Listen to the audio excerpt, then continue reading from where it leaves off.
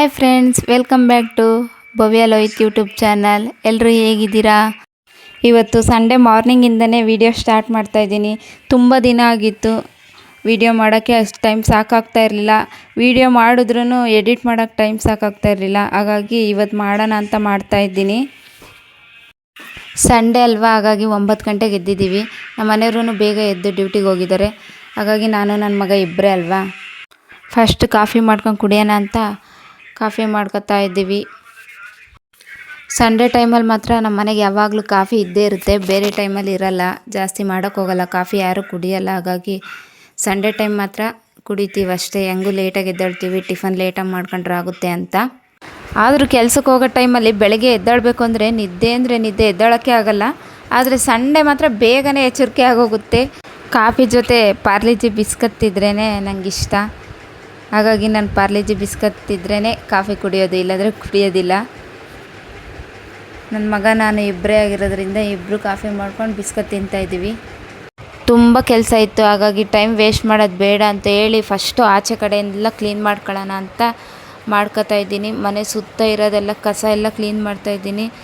ಎಷ್ಟು ಕಸ ಬರುತ್ತೆ ನೋಡಿ. ನಮ್ಮ ಅಕ್ಕಪಕ್ಕದಾಗಿರೋ ಬಿಲ್ಡಿಂಗ್ನವರೆಲ್ಲ ನಮ್ಮ ಮನೆಗೆ ಕಸ ಹಾಕ್ತಾರೆ. ನಾವು ಹೆಂಗೂ ಇರೋದಿಲ್ಲ ಮನೇಲಿ, ಕೇಳೋರಿಲ್ಲ. ಹಾಗಾಗಿ ಅಷ್ಟು ಕಸ ಹಾಕ್ತಾರೆ. ಮತ್ತು ಕಿಟಕಿಗಳು ಎಲ್ಲ ತುಂಬ ಧೂಳಾಗಿತ್ತು, ಹಂಗಾಗಿ ಕಿಟಕಿಗಳನ್ನೂ ಎಲ್ಲ ತೊಳ್ಕೊತಾ ಇದ್ದೆ. ಕೆಳಗೆಲ್ಲ ಆಯಿತು ಅಂತ ಮೇಲೆ ಬಂದೆ. ಮೇಲೆ ನೋಡಿ ಎಷ್ಟು ಕಸ ಹಾಕಿದ್ದಾರೆ ಅಕ್ಕಪಕ್ಕ ಬಿಲ್ಡಿಂಗ್ ಇರೋರು. ವಾರ ಕಸ ಗುಡಿಸ್ತಾನೆ ಇರ್ತೀನಿ, ಆದರೂ ಇಷ್ಟೇ ಕಸ ಇರುತ್ತೆ. ಎಷ್ಟು ಬೈದ್ರೂ ಅರ್ಥನೇ ಮಾಡ್ಕೊಳಲ್ಲ ಜನ. ಅವ್ರ ಬಿಲ್ಡಿಂಗು ಅವ್ರ ಮನೆ ಚೆನ್ನಾಗಿದ್ದರೆ ಸಾಕು ಅಂತಾರೆ. ಇವಾಗ ಬೈತಾನೆ ಇರ್ತೀನಿ, ಅವ್ರು ಕಸ ಹಾಕೋದು ಮಾತ್ರ ನಿಲ್ಲಿಸೋದೇ ಇಲ್ಲ. ನನಗೆ ಹೇಳಿ ಸಾಕಾಗೋಗಿ ಸುಮ್ಮನೆ ಆಗಿಬಿಟ್ಟಿದ್ದೀನಿ. ಇವತ್ತು ಬಿಸಿಲು ಚೆನ್ನಾಗಿತ್ತು. ರಾಗಿ ಹಿಟ್ಟು ಬೇರೆ ಮನೆಗೆ ಖಾಲಿ ಆಗಿತ್ತು. ಬಿಸಿಲಿಗೆಲ್ಲ ರಾಗಿ ಒಣಗಾಕಿದ್ದೀನಿ. ಮತ್ತು ಅಕ್ಕಿನೂ ತೊಳೆದಾಕಿದ್ದೀನಿ. ಅಕ್ಕಿ ಹಿಟ್ಟು ಖಾಲಿ ಆಗಿತ್ತು.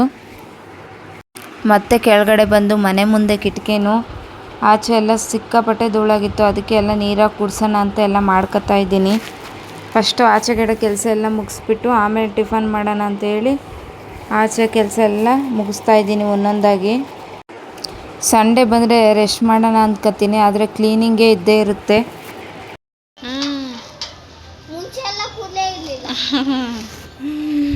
ಕೂದಲೇ ಕಟಿಂಗ್ ಮಾಡಿಸ್ಕೋಗ ಹೋಗಪ್ಪ. ನಿನ್ನ ಹೆಸ್ರೇನಮ್ಮ?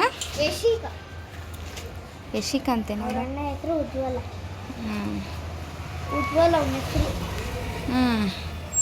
ವರ್ಷದಲ್ಲಿ ಹೊಸ ಚಪ್ಪಲಿ ಸ್ಟ್ಯಾಂಡು ಬುಕ್ ಮಾಡಿದ್ದೆ, ಅದು ಬಂದಿತ್ತು. ಹಾಗಾಗಿ ಎಲ್ಲ ಆಚೆದೆಲ್ಲ ತೊಳೆದ್ಬಿಟ್ಟು ಕ್ಲೀನಾಗೆಲ್ಲ ಜೋಡಿಸಿ ಇಟ್ಕೊಂಡೆ, ಚಪ್ಪಲಿಗಳ್ನು ಶೂಗಳ್ನು ಎಲ್ಲ.